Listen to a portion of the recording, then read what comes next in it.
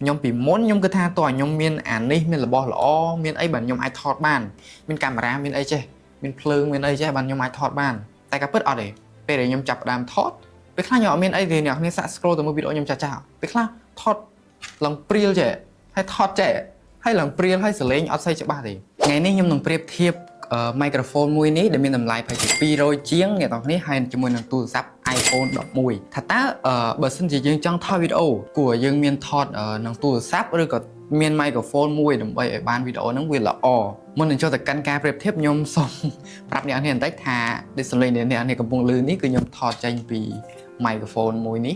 ได้มีทำลายไปให้เชียงโรยเชียงได้อันนั้นคือยมมีลุ่ในตอนนี้rồi sẽ đang tế bên này chẳng tính ai chặt mà nhóm bán dạ anh ấy cứ nhóm mình lụa này cầm món bàn phim dạ ok bật chập anh ấy ok ta lập màu dân bình muốn nâng dân dạy điệp theo viết nhóm trăng vậy ha vì mình còn sẽ bật xây cái này cho mùi nâng tu sắp hay nâng microphone này để sai ghét tu sắp này nhưng ai tới can thọt can ở giấy nơi cái lạnh nát của ban này nhưng ai đã tam luôn lươn là ha nhưng ai thọt ở đá vậy ở bán thấy nhưng ai vậy chỉ microphone của bán nhưng ai record screen ở đá dây khăn tu sạp năng ở đá của bạn này hay sầm lấy viết cứ nhưng cứ tha từ tôi cho bạn chấm phu tu sạp chấm phu iOS này tại bờ Android nhưng mà đại ban pra này nhưng có sai đường này hay chấm phu anh ấy yeah viết bé men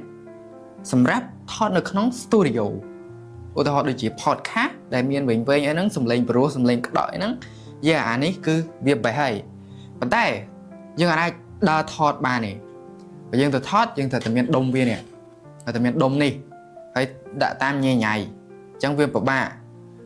chẳng anh ấy cứ vì miền quân bắt anh quân bị bắt thành thế này hai bờ sân chiến này tao để chập đam thưa gần thêm từ bông dân ở toàn miền ấy nếu này ai bắt đam tập tu sạp mũi của ba này nhưng thọt tập tu sạp mũi nhóm có thọt này rồi ngay còn nhom nơi ta thọt tu sạp nàyไปคลาnhomไปหยับไปยังtu sạp thọt พอเปลี่ยนกัดต่อเปลี่ยน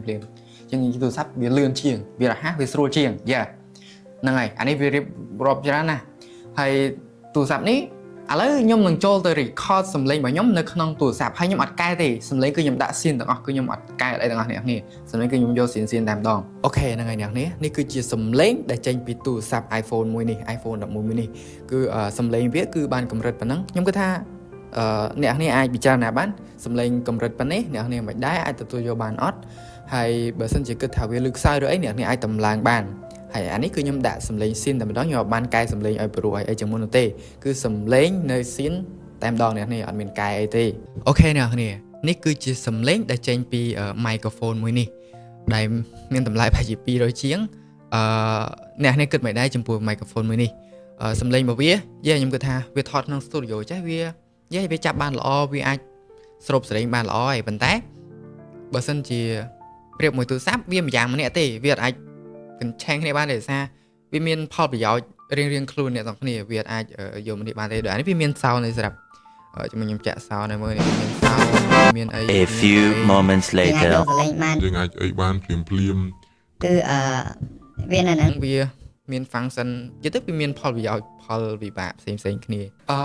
និយាយទៅសរុបមកវិញចំពោះខ្ញុំបើសិនជាអ្នកទាំងគ្នាកំពុងតែចាប់ផ្ដើមធ្វើ content ដំបូង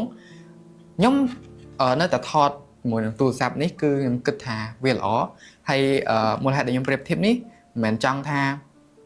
អីទេព្រោះអីខ្ញុំពីមុនខ្ញុំគិតថាតើខ្ញុំមានអានេះមានរបស់ល្អមានអីបើខ្ញុំអាចថតបានមានកាមេរ៉ាមានអីចេះមានភ្លើងមានអីចេះបើខ្ញុំអាចថតបានតែក៏ពិតអត់ទេពេលដែលខ្ញុំចាប់ផ្ដើមថតពេលខ្លះខ្ញុំអត់មានអីទេអ្នកគ្នាសាក់ scroll ទៅមើលវីដេអូខ្ញុំចាស់ពេលខ្លះថត